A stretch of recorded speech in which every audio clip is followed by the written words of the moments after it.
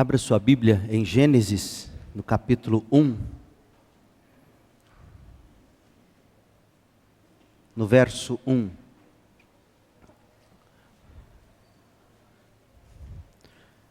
Nesta noite eu quero chamar sua atenção para o Criador maravilhoso. Nós vamos nos concentrar, vocês verão, apenas na seguinte expressão: Deus criou os céus. No princípio, Deus criou os céus e a terra. Essa é a palavra do Senhor. Alexandrina Vitória, conhecem? Foi coroada rainha da Inglaterra, Rainha Vitória, aos 18 anos de idade. Rainha Vitória marcou uma era na Inglaterra, no Reino Unido, no mundo. A era conhecida como Era Vitoriana. Vitória reinou sobre o Reino Unido e a Irlanda por 64 longos anos, de 1837 a 1901. E desde muito novinha, ela foi mantida sem o conhecimento de que seria a próxima monarca do Império Britânico.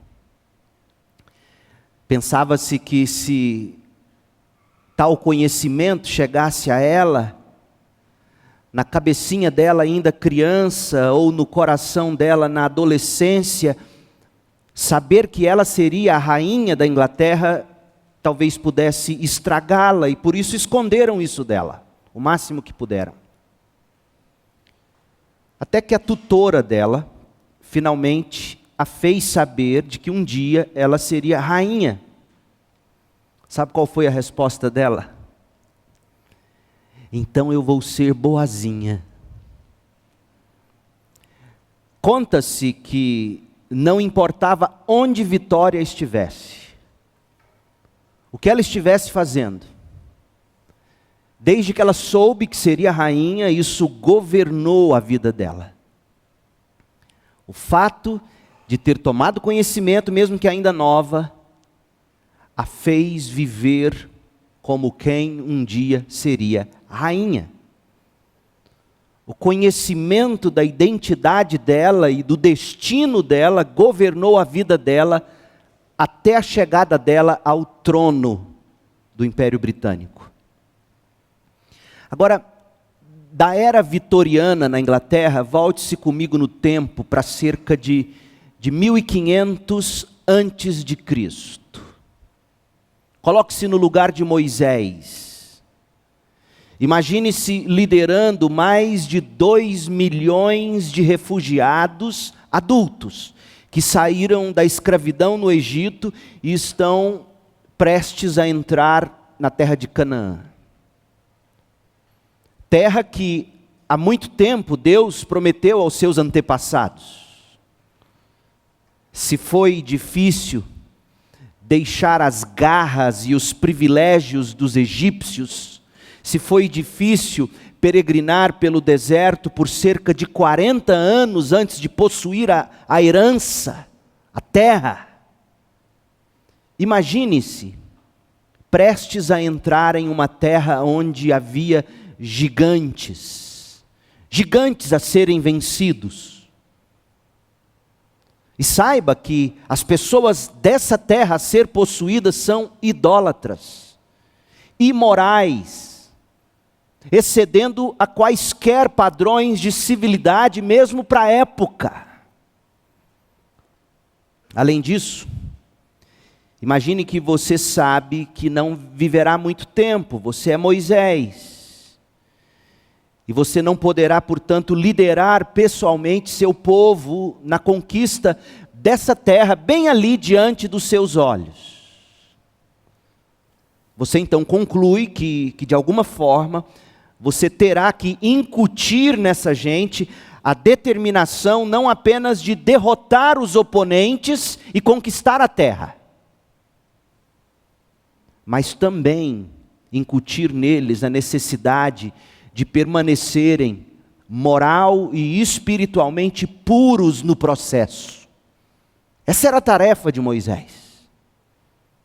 Fazer com que não temessem os inimigos a serem derrotados em Canaã, fazer com que eles tivessem coragem, eles que nunca haviam pegado em armas, cresceram num deserto, porque são 40 anos, é uma nova geração que vai entrar no deserto, é uma geração os pais todos morreram no deserto, exceto Caleb e Josué, que sucedeu Moisés, os demais todos morreram, apenas os filhos que foram criados no deserto, uma gente absolutamente despreparada para a guerra. Você teria que incutir alguma confiança, mas mais do que isso, deveria incutir neles a necessidade de serem vitoriosos sem perder a vida com Deus. Como você faria isso?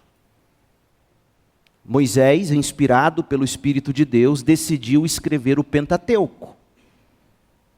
Porque o Pentateuco, os 5 primeiros livros da Bíblia, Gênesis, Êxodo, Levíticos, Número, Deuteronômio, esses livros revelam a identidade do povo que tomaria posse de Canaã.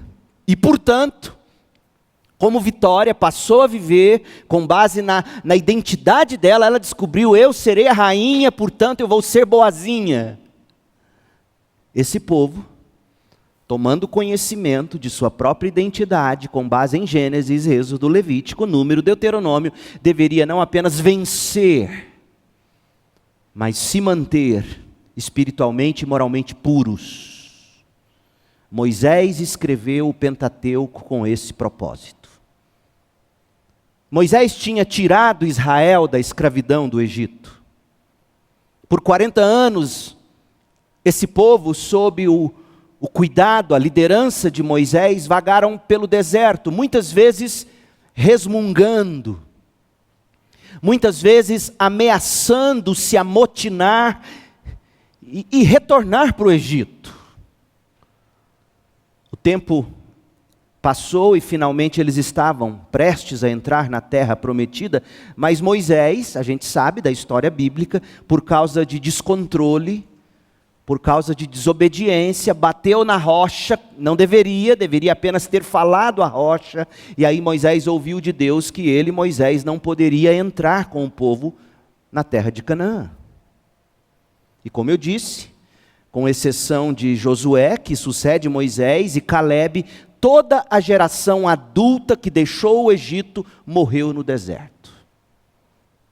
Porém, antes de morrer e de o povo prosseguir para Canaã, Moisés teve a gigantesca tarefa de incutir nessa nova geração que tomaria posse de Canaã a visão de conquistar a terra prometida, mas também incutir a necessidade de permanecerem fiéis a Deus no processo. E como ele teria que escrever essa obra-prima da fé judaico-cristã, não foi à toa que Deus fez com que Moisés fosse educado no que havia de melhor na educação do mundo da época, o Egito. Não desperdice seus anos obscuros. Moisés estava sendo preparado no Egito para escrever o Pentateuco. Moisés, sob a direção de Deus, ele escreve o Pentateuco, Gênesis, Êxodo, Levítico, Números e Deuteronômio. Gênesis, o primeiro desses livros, é o livro das origens. Moisés quer que essa gente que vai tomar posse de Canaã saiba que o Deus deles não é ninguém menos do que o Deus que criou o universo. Imagina. O Deus deles não é ninguém menos do que aquele que no princípio criou os céus e a terra.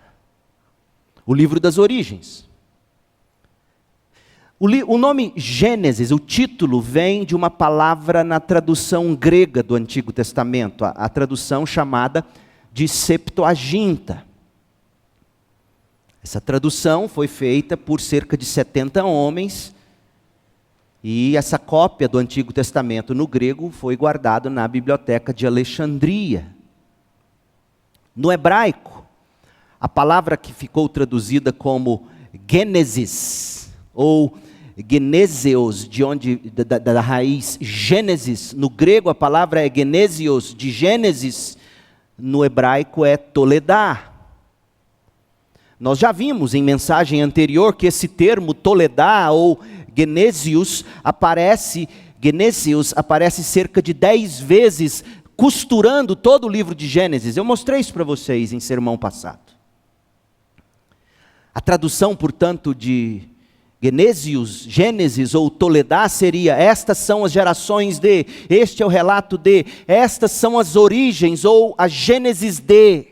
Daí que vem o nome Gênesis para o livro. Por causa dessa palavra que foi traduzida do hebraico Toledá, que aparece cerca de 10 vezes no livro, e essa palavra é tão fundamental no livro que é ela que costura o livro todo numa narrativa histórica única. O tema do livro de Gênesis é a soberania de Deus na história humana. Especialmente a soberania de Deus sobre Israel, o povo escolhido de Deus. Gênesis é o relato de como Deus chamou um povo, começando por Abraão, como Deus chama esse povo para si, com o propósito de abençoar esse povo, e através dessa gente, abençoar todas as nações da terra, mas sem perder de vistas de que esse Deus, que os hebreus, os judeus, depois os cristãos, esse Deus que deve ser anunciado a todas as nações, não é um Deus tribal, não é um Deus de um povo, é ninguém menos do que aquele, não é ninguém menos do que aquele que no princípio criou os céus e a terra. Esse é o Deus que forma os hebreus, que forma Israel, que forma a igreja. É o Deus que deve ser anunciado entre as nações. Portanto, Gênesis 1:1 é para dizer: o Deus que nós pregamos não é um Deus tribal como os deuses dos egípcios, dos mesopotâmios, dos babilônicos.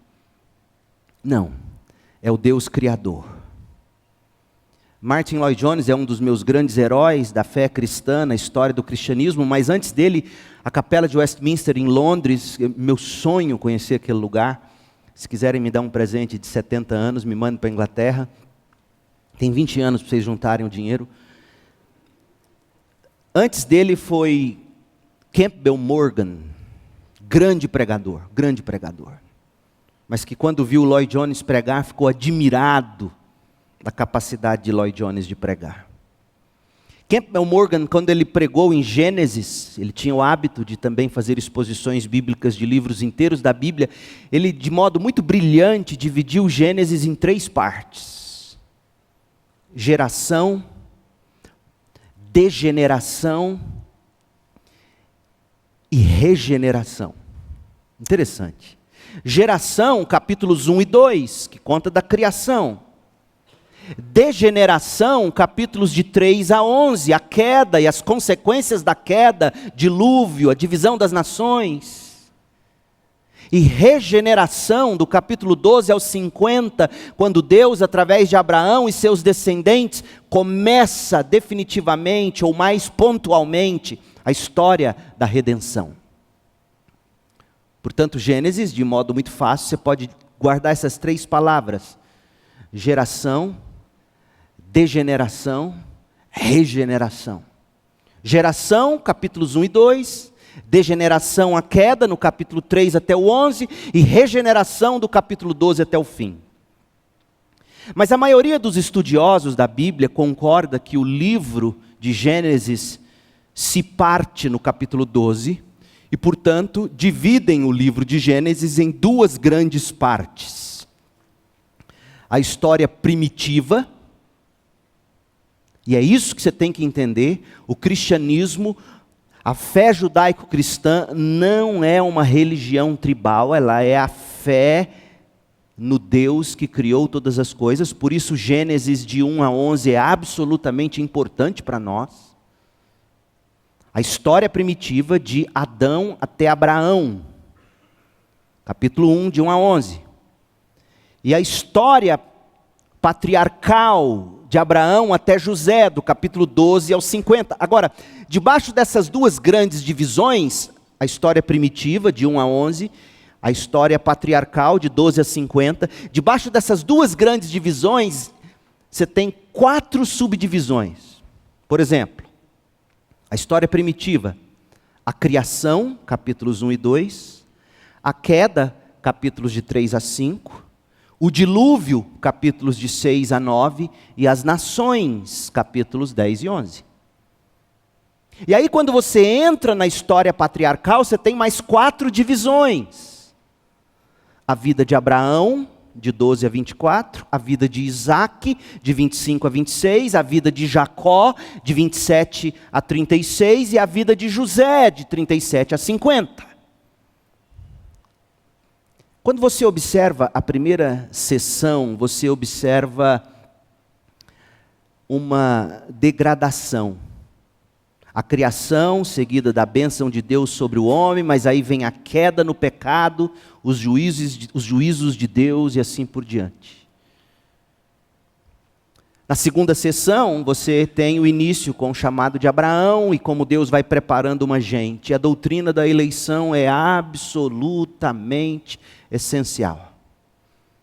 Não havia nada em Abraão que chamasse a atenção de Deus. Pelo contrário, ele era idólatra, como qualquer outro daquela época. E Deus escolhe chamá-lo. E Deus então o prepara. Sua mulher era estéril. E Deus então faz de que desse casal nascesse o povo hebreu. Portanto, o propósito de Moisés ao escrever Gênesis foi o de mostrar a Israel as suas origens. Moisés queria que o povo soubesse que Deus estava por trás de toda a sua história. Moisés queria que aquele povo soubesse que Deus mesmo foi quem trouxe eles do Egito, os fez atravessar o deserto por longos 40 anos, e Deus mesmo os colocaria na terra prometida. E uma vez que estava com eles, o Deus que criou o universo, o Deus que chamou a Abraão, o Deus que prometeu a Abraão a terra de Canaã, o Deus que deu a seus descendentes a terra, uma vez que Deus estava com eles, os hebreus poderiam descansar absolutamente certos de que Deus cumpriria a sua promessa, a sua aliança. Portanto, Gênesis é a história, o início da história da aliança de Deus com o povo. É interessante como Andrew Hill e John Walton escreveram sobre isso. Eles escreveram assim: o objetivo de Gênesis é começar a história da aliança. Embora Deus tenha criado tudo da maneira certa, o pecado afastou as pessoas de Deus, de tal modo que as pessoas não tinham mais uma ideia precisa de como Deus é. Foi por isso que Deus decidiu fazer uma aliança. A aliança seria com um povo escolhido, Abraão e sua família e descendência. A relação da aliança era permitir que ele usasse Israel para dar às pessoas uma imagem precisa de como Deus era. Olha que interessante.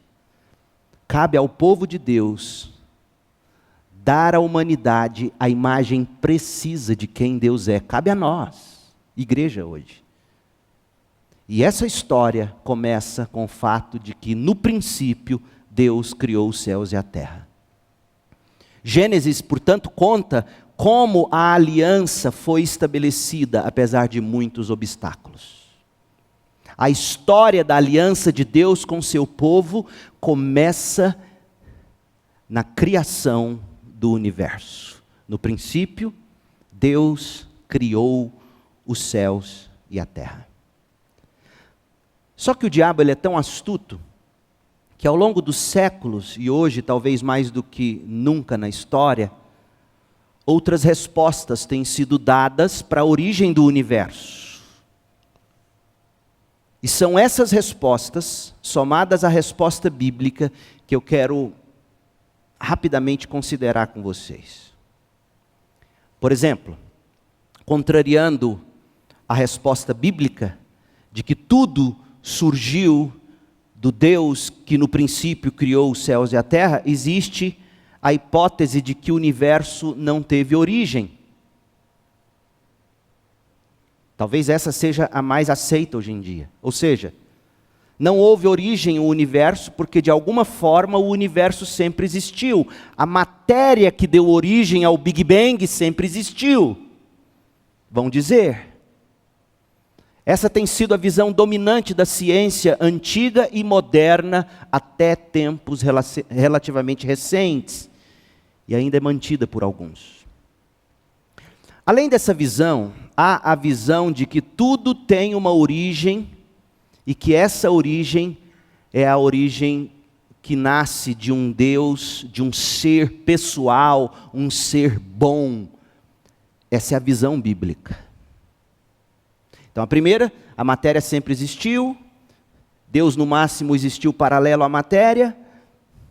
A segunda, não existia nada senão Deus, e Deus um dia no princípio criou todas as coisas. Mas tem uma terceira visão que foi muito antiga no passado e hoje parece ser ainda comum entre satanistas. A convicção de que tudo veio a existir através do trabalho de um ser pessoal que é mau. Foi muito comum isso no mundo antigo, nas religiões pagãs. E ainda é assim entre alguns, se não todos, satanistas. E a quarta crença é a de um dualismo. E esse entendimento, ele assume várias formas, um dualismo pessoal ou impessoal, moral ou imoral. Essa era a perspectiva das cosmologias antigas, mencionadas em mensagem anterior, das quais a epopeia babilônica é um exemplo. E ainda é a visão característica das religiões orientais, do misticismo. Essa ideia do dualismo, a força boa, força ruim, o lado negro, o lado brilhante da força, está na raiz de Star Wars que doutrinou gerações. E aí, segundo essa visão, desse dualismo entre negro e luz, entre mal e bem, o universo veio a existir e assim se move. Como é que a gente responde a tudo isso? A visão mais fácil de se descartar é a de número 3. É a visão que dá uma origem pessoal ao universo, mas vindo de alguém mau. Vão dizer alguns na cara, Satanás é o criador. Essa visão ela é filosoficamente muito fácil de descartar, porque não tem uma explicação adequada para a origem do bem.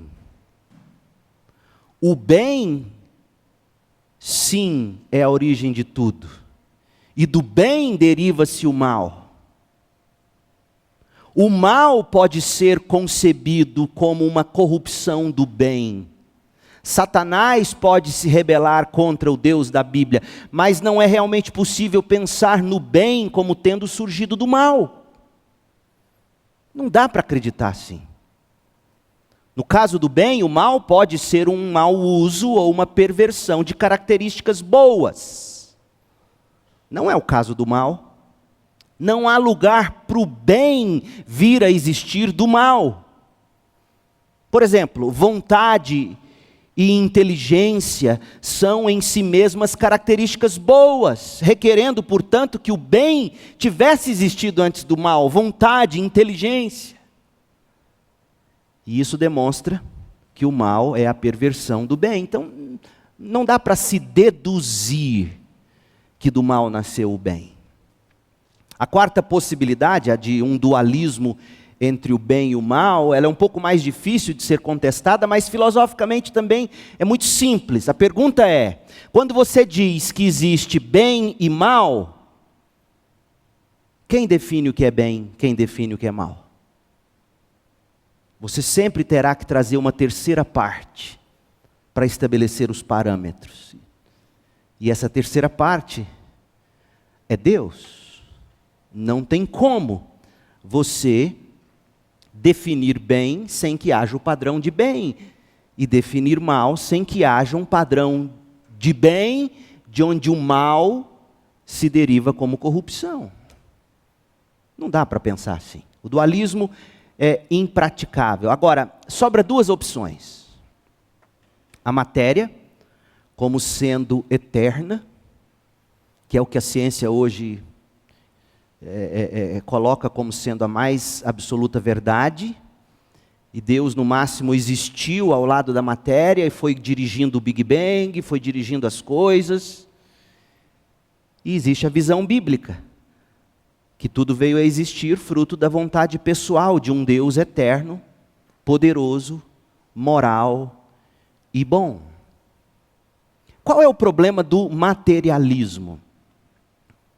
Repito o que eu disse de manhã, materialismo aqui não é no sentido de consumismo. Fulano é materialista, fulano é consumista, não é nesse sentido. Materialista aqui é no sentido filosófico, a matéria, ou as coisas concretas apenas, palpáveis, de algum modo verificáveis num laboratório, a matéria como realidade última, fundamental de tudo que existe. Essa é a religião do cientificismo moderno. As origens desta hipótese estão perdidas no passado, porque ela é uma visão bastante antiga.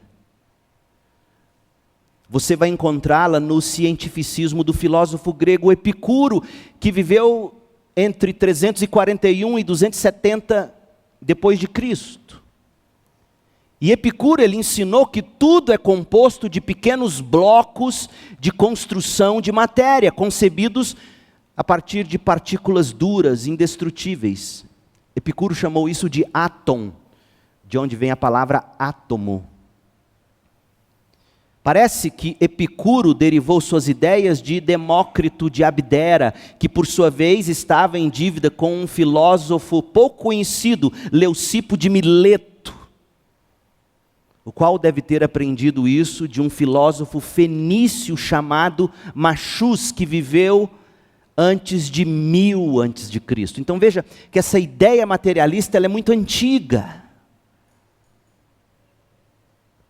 Hoje, essa visão é a filosofia dominante da civilização ocidental.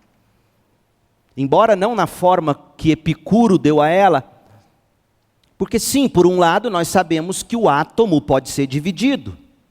Cientistas já dividiram o átomo, a gente não nega isso. Também nós fomos ensinados por Einstein que energia e massa são intercambiáveis, o que é incompreensível para a mente comum. Agora veja, o conhecimento dessas coisas deveria por si mesmo abalar o pressuposto materialista. Como é que são intercambiáveis energia e matéria? O materialismo de hoje, geralmente, ele não nega que exista a personalidade no universo. O materialista, ele vai acreditar que, por exemplo, as nossas emoções, sentimentos, que são coisas abstratas, não são concretas, mas a gente sente, a gente se alegra, a gente chora, a gente sabe o que é certo, a gente sabe o que é errado, a gente tem noção de ética e de moralidade. O materialista vai dizer que isso é fruto da evolução da matéria pura. Como Epicuro dizia. Morreu, acabou, segundo a filosofia de Epicuro, é porque a sua alma e a minha alma também é composta de átomo. Logo, morreu, acabou. Eu sei, para quem tem um pouquinho de mente aberta para a Bíblia, ouve eu dizendo isso e fala, mas que absurdo é esse? Mas é um absurdo mesmo. Como é que as pessoas são capazes de acreditar que tijolo, pedra, deu origem a amor no processo evolutivo? Ódio nasce do fogo, digamos, no processo evolutivo. É impossível. Mas essa descrição da origem do universo, ela insere problemas em si mesmo, porque a partir do momento que você diz que existem esses sentimentos, essa subjetividade, você tem que começar a procurar de onde veio isso. E a única conclusão possível, lógica, é que antes da matéria existia uma mente. Alguém que tinha desejos, ou tem desejos, vontades. O que nós podemos chamar de o formador de todas as coisas, o organizador de todas as coisas, o criador inteligente por trás de todas as coisas.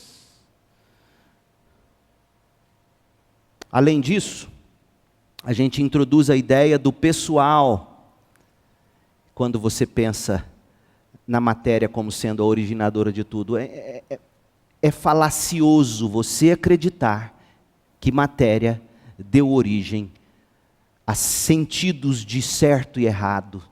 Isso tem que ter vindo de uma mente que deu origem a tudo isso. Gênesis começa com a resposta certa, sustenta que o universo existe com forma, com personalidade, porque foi trazido à existência por parte de um Deus que é pessoal, ordeiro. Deus estava lá antes que o universo viesse a existir. E Deus é pessoal, criou tudo que conhecemos, inclusive nós, seres humanos. Consequentemente, o universo traz naturalmente a marca da personalidade de Deus. A Bíblia diz assim: o universo reflete a glória de Deus. Mas eu quero que você tome muito cuidado, porque quando a gente para, como a gente está fazendo, e a gente vai continuar fazendo pelas próximas mensagens, quando a gente para pensar sobre essas coisas, a gente corre o risco de perder o maravilhamento pela criação de Deus. A gente corre o risco de perder o maravilhamento pelo Criador maravilhoso. Nós estamos aqui defendendo a visão bíblica da origem do universo, que não é sem importância, é muito importante. Estamos estudando Atos 17 e vendo Paulo fazer pontos de contato com filósofos epicuristas, estoicos, lá em Atenas. A gente viu que Paulo sabia fazer pontes e a gente tem que saber a mesma coisa hoje. É importante a gente saber fazer isso, mas no processo, nós não podemos perder o maravilhamento por Deus e a criação. Einstein dizia que é absolutamente assustador pregadores que falam do Deus que criou os céus e a terra sem o menor maravilhamento no coração. Porque Einstein conhecia a vastidão do universo. Os escritores bíblicos, eles nunca caíram nesse buraco sem fundo da argumentação, sem exultação, sem adoração. Todos os autores bíblicos, quando contemplavam a criação, e olha que eles contemplavam a criação de um modo muito mais primitivo, digamos, muito mais limitado do que o nosso hoje.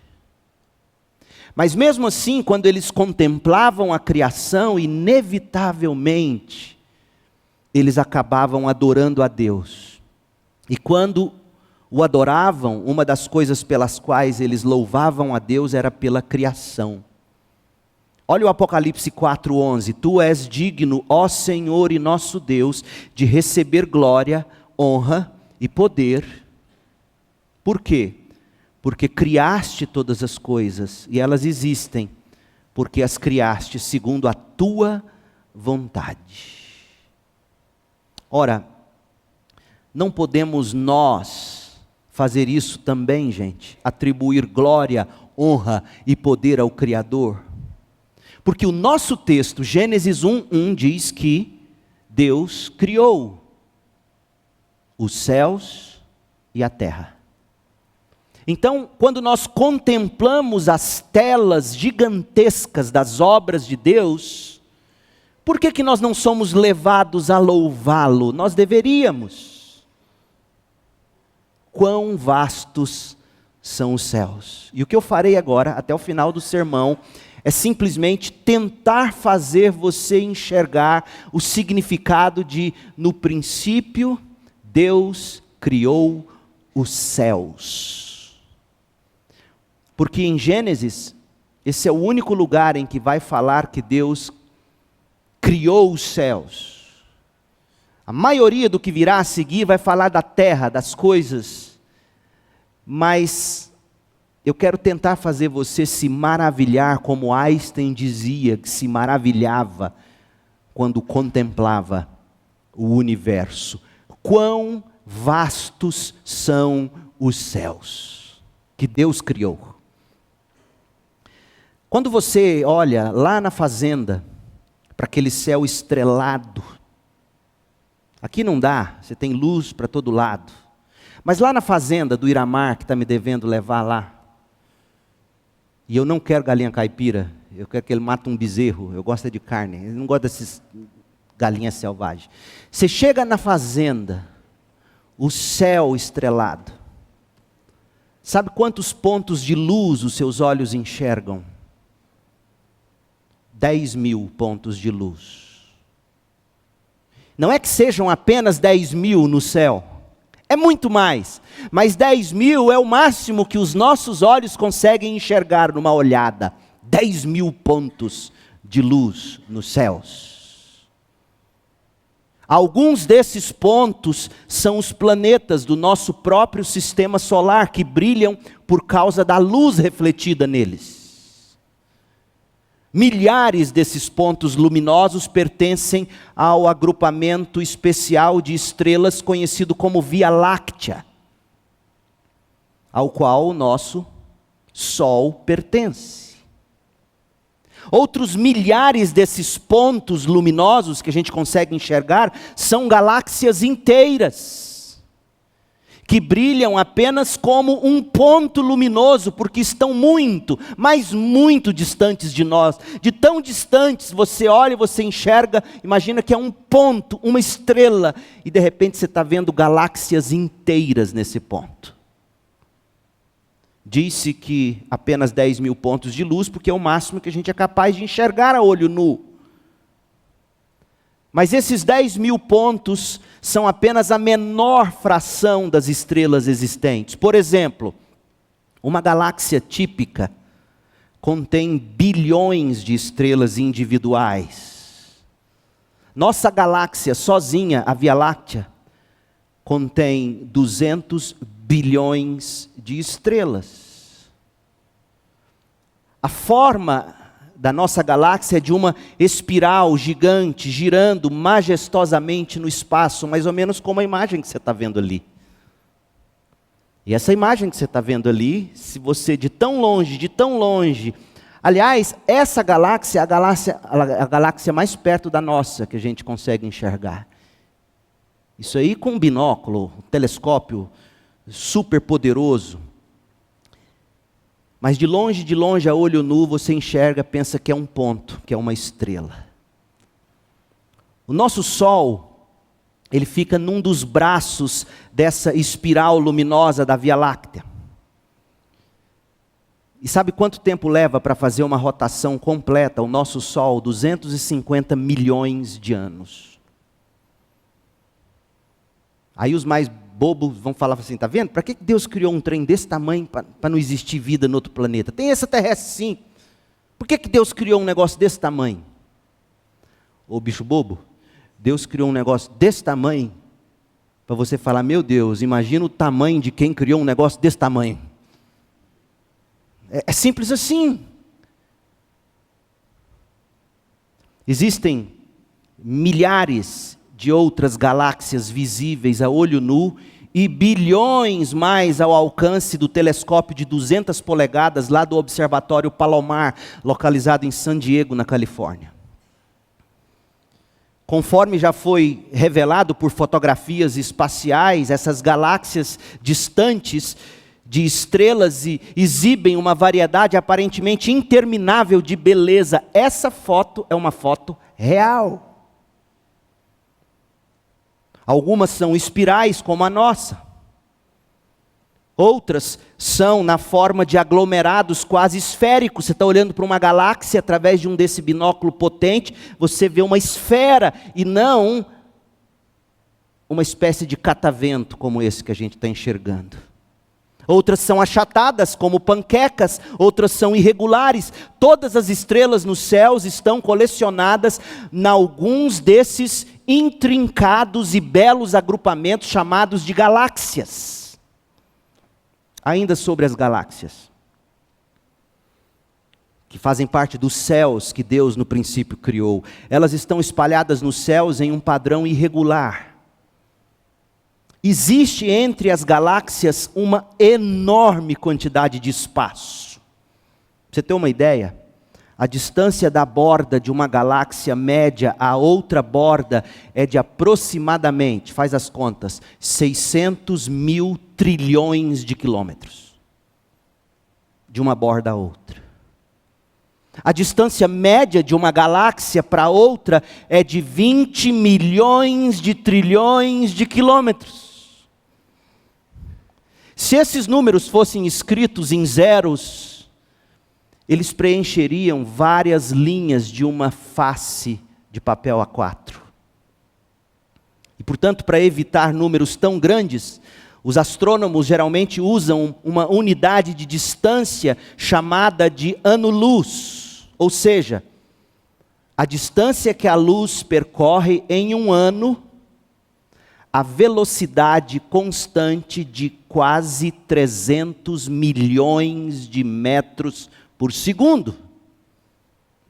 Eu não consigo conceber isso. Um ano-luz mede cerca de 9,46 trilhões de quilômetros. Trocando em miúdos, o tamanho de uma galáxia média é de 100 mil anos-luz. E a distância entre elas é de aproximadamente 3 milhões de anos-luz. Há galáxias no nosso cosmos com 6 bilhões de anos-luz de distância umas das outras. A galáxia de Andrômeda, que é essa que você está vendo aí na tela, é a galáxia mais próxima da Via Láctea. E ela está separada, a Via Láctea é a nossa, está separada de nós por 2 milhões de anos-luz. Então preste atenção. Quando essa foto da galáxia de Andrômeda foi tirada, você não estava enxergando Andrômeda instantaneamente. Como eu tiro a foto aqui da Camila, Camila está aqui. Essa foto que foi tirada, você está vendo essa galáxia de Andrômeda a cerca de 2 milhões de anos-luz passados. Que foi a velocidade que levou para chegar aqui. É impressionante. Deus, no princípio, criou os céus e a terra. Além disso, as galáxias não estão fixas no espaço, paradas, estáticas, imóveis. Elas estão se afastando umas das outras em velocidades tremendas.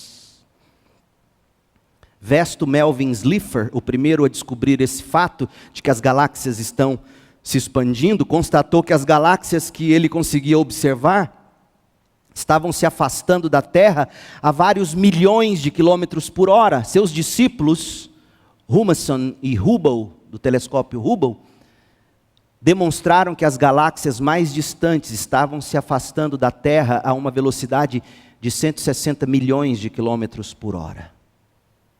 Você sente essa velocidade? Você está num Fusca a 100 por hora, o trem... Você imagina, uma galáxia se distanciando da outra a 160 milhões de quilômetros por hora. Parece que está tudo parado. Deus, somente Deus. Agora pasmem. Dizem que para atravessar todo o universo que a gente conhece de ponta a ponta, do Oiapoque ao Chuí do universo, 20 bilhões de anos-luz. Outra coisa impressionante, tudo está se afastando de tudo no universo. Nada está vindo na nossa direção e nada está indo em direção a qualquer outra galáxia.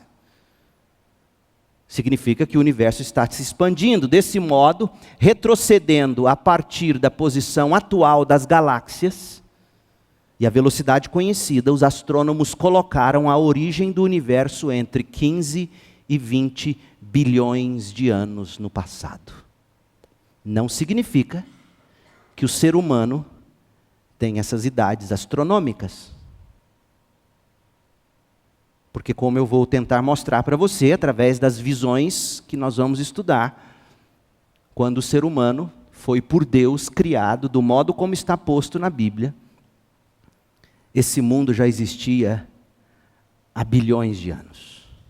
Do contrário, pense, como é que você teria os fósseis? Aí alguns vão dizer, mas é por causa do dilúvio. Existem contra-argumentos.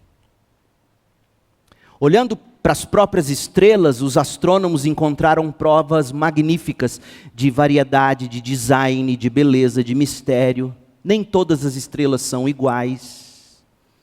Embora elas sigam o mesmo padrão à medida que nascem, elas nascem, queimam, envelhecem, eventualmente morrem, isso leva bilhões de anos. A qualquer momento, gente, em todo instante, milhões de estrelas estão nascendo no espaço. E aqui eu vou te poupar de dizer como que é esse processo sobre o qual eu li fazendo a pesquisa para esse sermão, mas o que você precisa perceber é a vastidão e a perfeição dos céus que Deus criou. Por isso que o salmista, lembra que eu falei que ele não tinha as ferramentas que hoje temos para enxergar tudo isso? O máximo que o salmista conseguia fazer era lá no descampado, cuidando das ovelhas, olhar para o céu e enxergar 10 mil pontos luminosos. Ainda assim, ele escreve no Salmo 19, verso 1, os céus proclamam a glória de Deus. Imagine se Davi tivesse o telescópio Hubble. Os céus proclamam a glória de Deus. O firmamento demonstra a habilidade de suas mãos. Por que que Deus criou um negócio desse tamanho? Para você se admirar da habilidade de suas mãos. Dia após dia eles continuam a falar, noite após noite eles o tornam conhecido. Não há som, nem palavras, nunca se ouve o que os céus dizem. Sua mensagem, porém, chegou a toda a terra, e suas palavras aos confins do mundo. O que dizer da terra? A gente não precisa considerar a terra e suas maravilhas neste ponto da nossa exposição em Gênesis. Nós vamos ver mais sobre isso quando a gente entrar no capítulo 1 e ver todos os dias da criação, mas o que eu quero que você enxergue agora é que Deus, no princípio, criou os céus e os criou de tal modo que deve gerar em nós maravilhamento. A partir do verso 2, Moisés vai começar a expor isso para nós. Agora, eu falei um pouco do macrocosmos, do mundo das grandes coisas, das galáxias. Isso tudo, você sabia, se repete no microcosmos, no mundo das pequenas coisas. Deixa eu te dar um dado, prometo que é o último. Mas é para você se maravilhar com isso. Tem mais coisas que eu escrevi, você vai poder acessar depois no site da nossa igreja, para você se maravilhar com a grandeza dos céus que no princípio Deus criou. No microcosmos, nós somos confrontados com elétrons, prótons, nêutrons, neutrinos, e uma variedade aparentemente infinita de partículas, nos dizem, ainda muito pouco ou quase nada compreendidas pelos cientistas. E dizem-nos os cientistas que essas partículas minúsculas, enxergadas através de microscópios ultrapoderosos, a distância entre essas partículas, as que eu acabei de ler, elétrons, prótons, nêutrons, é gigantesca também comparada à proporção. A distância entre essas partículas proporcionais ao tamanho são comparáveis às distâncias entre as galáxias. Por exemplo, Se tomássemos o mais simples dos átomos, o átomo de hidrogênio, por exemplo, e o explodíssemos bilhões e bilhões de vezes, até onde o próton, no centro do átomo, atingisse o tamanho de uma bola de futebol de cerca de 25,5 centímetros, o elétron que circunda esse núcleo, aí você teria aqui uma bola de futebol, o elétron ao redor, esse elétron do tamanho de uma bola de golfe, e a distância entre esse elétron e o núcleo, sem nada no meio, sabe qual seria essa distância? 8 quilômetros. Para você ver a magnitude da grandeza de Deus. E isso é só o microcosmos. Portanto, com base no primeiro versículo de Gênesis, a gente pode definir Deus como aquele que cria, o Criador. Nós não somos capazes de criar. Muitas vezes a gente usa essa expressão, criação humana, e é verdade que os seres humanos são criativos, são capazes, mas para sermos precisos, na melhor das hipóteses, nós apenas formamos ou modelamos coisas de maneiras imaginativas. E mesmo assim, tudo que a gente molda e forma, vem do que Deus criou. Só Deus é capaz de criar. A rigor, o ser humano não passa de artesãos. A gente usa matéria pré-existente. Deus não. Criou tudo do nada. No princípio, Deus criou os céus e a terra. Duas implicações para tudo isso. A primeira, se Ele é de fato o Criador de todas as coisas, se Ele é o grande, inteligente e poderoso por trás de tudo isso, devemos sim a Ele submissão. Ele é o Criador, Ele é o sustentador. Nós devemos sim a Ele submissão. A Cris estava me contando que enquanto ela aguardava na fila para votar hoje, depois do culto, um terapeuta estava na frente ou atrás dela, não sei, não me lembro. A gente vota em sessões diferentes, no mesmo colégio. E esse terapeuta falando com ela de que a maioria dos casos que ele trata e que ele vê e que ele consegue ver bons resultados, são aqueles casos, ele falou primeiro o seguinte, olha, o ser humano perdeu a noção de hierarquia. E eu diria, nesse sentido, e ele está correto, perdeu a noção de submissão. Ninguém se submete a autoridade alguma mais, ninguém. Nós brasileiros, goianos então, e eu sou goiano, nós detestamos autoridade. Nós não nos submetemos, nós não gostamos de nos submeter. A gente gosta de ser amigo do fulano grandão, para a gente poder dizer, eu sou amigo dele. Para a gente não ter que se submeter. E aí esse terapeuta disse para ela que os casos, quando ele começa a ajudar essas pessoas a enxergar e a se submeter às hierarquias, ele começa a ver resultado. Meu povo, se a Bíblia diz, e é verdade, que no princípio, Deus criou os céus e a terra com ordem, com forma, com propósito. Isso significa que cabe a nós submetermos-nos ao que esse Criador tem como propósito. Do contrário, nós vamos sair de órbita e vamos viver chocando e sofrendo, como a gente vê esse mundo fazendo. Não há mais ordem, não há mais hierarquia no mundo. Dentro do lar, diga que o homem, como a Bíblia diz, diga que o homem é o cabeça de um lar. Para você ver a terceira guerra mundial instaurada. Como assim? Homem, cabeça do lar. Que machismo é esse, seu misógino? Não há mais estruturas, não há mais hierarquias. Porque o ser humano simplesmente virou e disse: não existe Criador, portanto não me submeto a Ele. O que sempre existiu foi a matéria.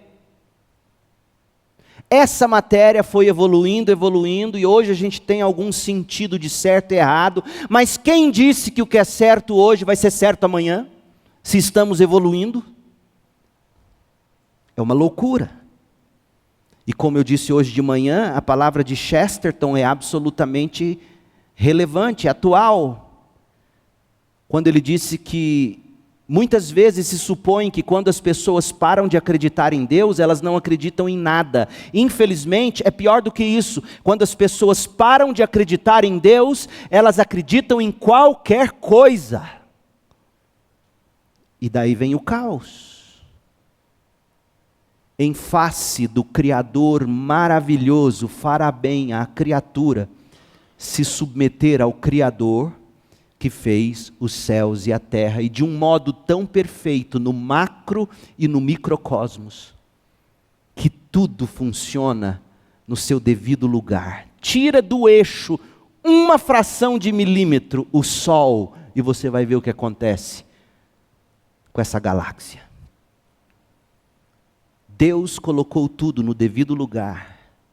Deus criou tudo, absolutamente tão gigantescamente espantoso e maravilhoso, para a gente olhar e dizer: meu Deus do céu. E tem gente que não se maravilha com isso. De um lado ficam dizendo, como a evolução é bonita. De outro lado ficam brigando, não é possível que não tenha extraterrestre num negócio desse tamanho. Deixa de ser besta e se maravilhe.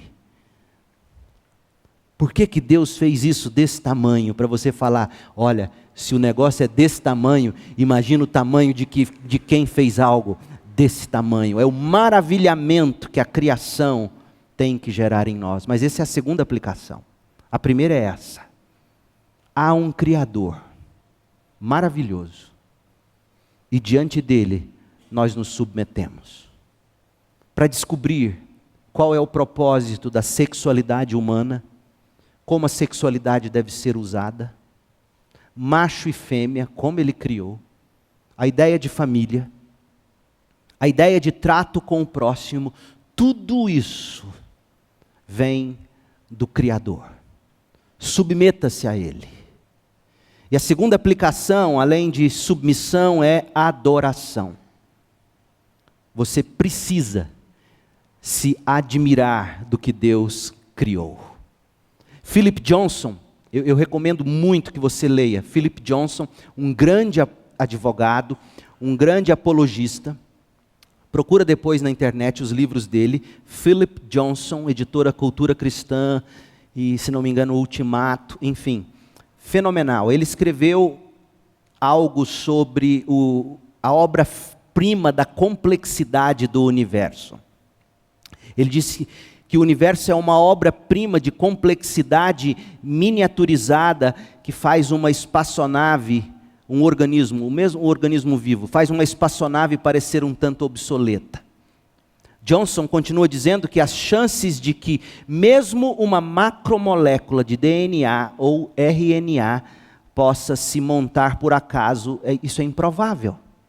Aí ele cita um cara que fala que a evolução é tão possível quanto o seguinte. Porque a evolução, nós vamos ver isso no próximo domingo, diz que a matéria submetida à chance e ao tempo criou todas as coisas. Aí ele cita esse cara que diz assim: não vou citar números, porque os números exponenciais são irreais para as pessoas que não estão acostumadas com os números. Mas uma metáfora que Fred Hoyle contou ficou famosa porque transmite vividamente a magnitude do problema. E aí ele diz que um organismo vivo surgiu pelo acaso de uma sopa pré-biótica é tão provável quanto um tornado, varrendo um ferro velho, poder montar um Boeing 747 a partir dos materiais do ferro velho. Imagina, uma ventania no ferro velho, Boeing 747. É a loucura da evolução. Portanto, a escolha é: ou o Deus eterno, inteligente e todo-poderoso criou o universo e tudo que nele há, ou surgiu tudo do acaso, sem sentido, sobre a matéria que existia eternamente. Mas a gente sabe que foi Deus quem criou os céus e a terra, e isso deve fazer você, primeiro, submeter-se a Ele, e segundo, adorá-lo por tão grande maravilha. Nas próximas mensagens, eu peço que você tenha um pouco de paciência, nós vamos entrar em Gênesis, nós vamos estudar Gênesis do jeito que eu gosto de fazer, mas a gente precisa avaliar algumas correntes que são as mais comuns no que tange a criação. A gente precisa estudar o evolucionismo ateísta, a gente tem que estudar o evolucionismo teísta, a gente tem que estudar o criacionismo do intervalo, aquele que diz que entre Gênesis 1, 1 e Gênesis 1, 2 houve um intervalo. A gente tem que estudar o criacionismo estrito ou teoria criacionista de 6 dias literais. E a gente tem que estudar o criacionismo progressivo, que é, ao meu ver, o mais coerente com a Bíblia e as descobertas da ciência, porque nós crentes também não podemos fechar os olhos de tudo. Que Deus me dê sabedoria e nos abençoe, para a gente saber pegar tudo isso e beber de tudo isso. Mas eu quero te indicar um livro para você adquirir e você estudar. É a Teologia Sistemática do Gruden. Ela acabou de ser lançada, a 2ª edição dela. E o capítulo Criação, ele foi ampliado, atualizado, e é assim, em português, é o que você vai encontrar de melhor e mais completo sobre essas teorias e como você pode combatê-las. E eu te digo que aqui ele no final vai defender o criacionismo progressivo, apesar de ele conseguir conviver muito bem com quem crer nos 6 dias literais de Gênesis 1. Mas é preciso que você conheça isso. Então eu peço que você tenha paciência, pois nós estamos tratando de ideias que estão aí em todos os lugares, ditando costumes, ditando maneiras de se pensar, e eu quero que você tenha 2 coisas. Primeiro, que você se maravilhe com esse nosso Deus. E segundo, que você saiba, no mínimo, como se portar diante de alguém que foi a vida inteira doutrinado com todo tipo de evolucionismo ateísta e outras coisas mais. Que Deus tenha misericórdia de nós e nos dê sabedoria e graça. Oremos. Deus querido, eu sei que essa mensagem e o que ainda teremos que ver antes de mergulhar no texto nu e cru da palavra do Senhor. Eu sei que isso acaba sendo uma palestra e não um sermão, como geralmente se espera do púlpito. Mas eu te peço, meu Deus, que os meus esforços sirvam de algum modo para educar, para doutrinar, para dar elementos, sobretudo para as gerações mais jovens, que a cada dia são expostas a todo tipo de argumentação que faz questão de eliminar o fato de que no princípio Deus criou os céus e a terra. Ajuda-nos, Deus, a refletir como homens e mulheres que amam a Tua palavra e que sabem examinar a cultura, a ciência, que nos bombardeiam a todo instante.